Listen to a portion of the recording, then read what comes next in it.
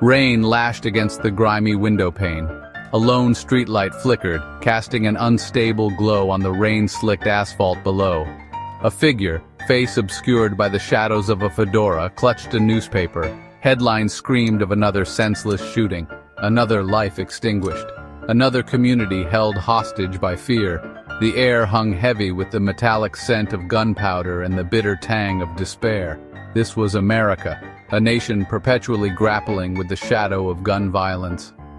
This is not a tale of good versus evil, but a Noirish exploration of a right enshrined in the very fabric of a nation, a right that has become as divisive as it is deeply ingrained. The Second Amendment, a beacon of liberty for some, casts a long dark shadow for others. It's a story of freedom and fear, of rights and responsibilities, a story etched in the heart of the American experiment. Born in the crucible of revolution, the Second Amendment emerged from the ashes of tyranny. A fledgling nation, yearning for liberty, sought to ensure its newfound freedom could never be stripped away.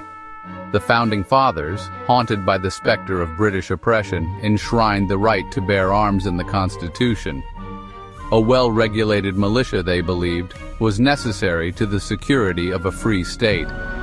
But the world the Founding Fathers knew is long gone. Muskets have given way to high-powered rifles. The battlefields of revolution have been replaced by school hallways and shopping malls. The Second Amendment, once a bulwark against tyranny, now finds itself at the heart of a different kind of struggle.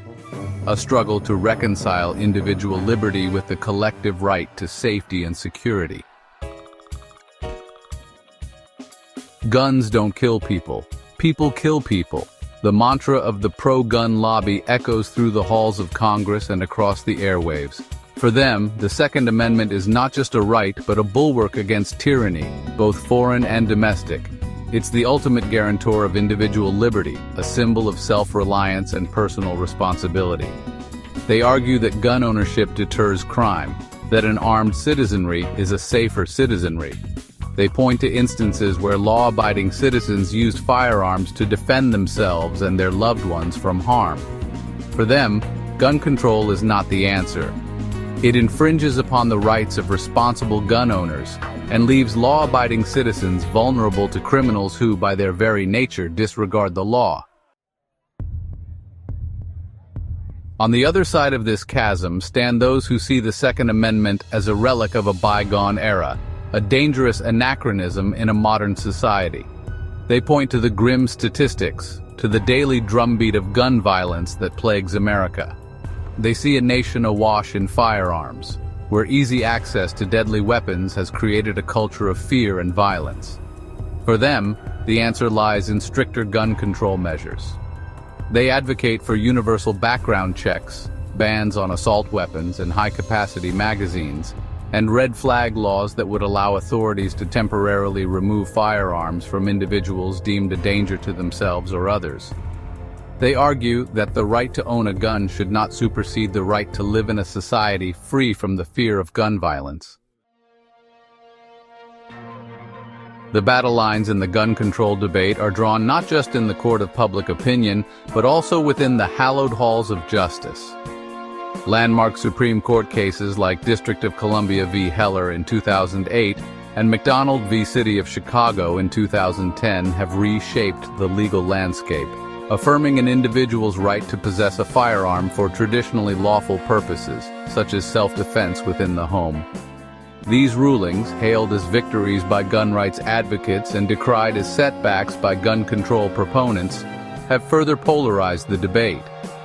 They have also underscored the complex legal questions that surround the Second Amendment, questions that continue to be debated and litigated in courtrooms across the country.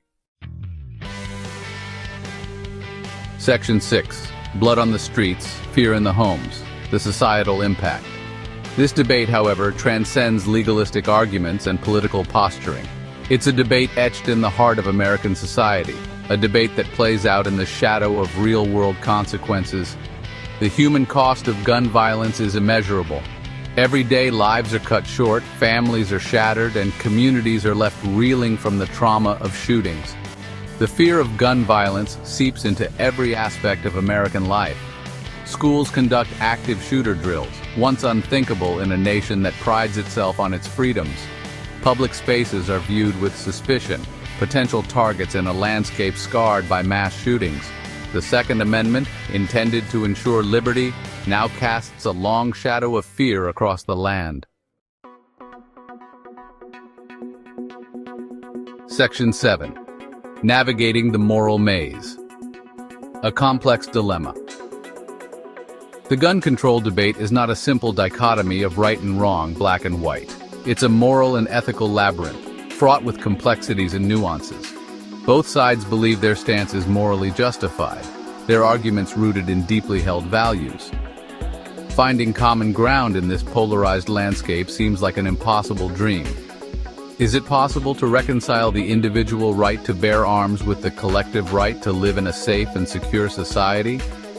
Can a nation born from revolution find a way to balance liberty with responsibility, freedom with security? These are the questions that haunt America, questions that demand answers yet seem to defy easy solutions. Section 8. A future shrouded in gun smoke. Uncertainty and hope. The path forward is shrouded in uncertainty, the air thick with the acrid smoke of past tragedies. The gun control debate is a wound that refuses to heal, a festering sore on the soul of America. Yet, even amidst the despair, glimmers of hope emerge. There's a growing recognition on both sides of the aisle that the status quo is unsustainable. Grassroots movements, led by survivors of gun violence and concerned citizens, are demanding change. A new generation, weary of living under the shadow of gun violence, is raising its voice, determined to break the cycle of inaction.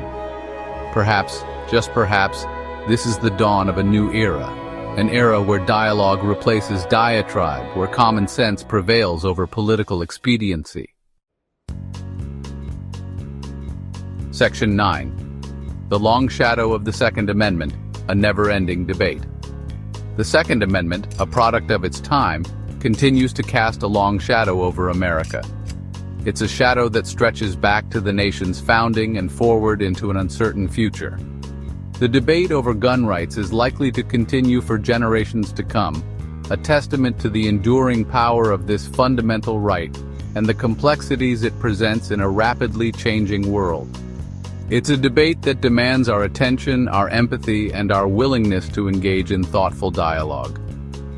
Only then, perhaps, can America begin to emerge from the long shadow of the Second Amendment and forge a path toward a safer, more just, and more peaceful future.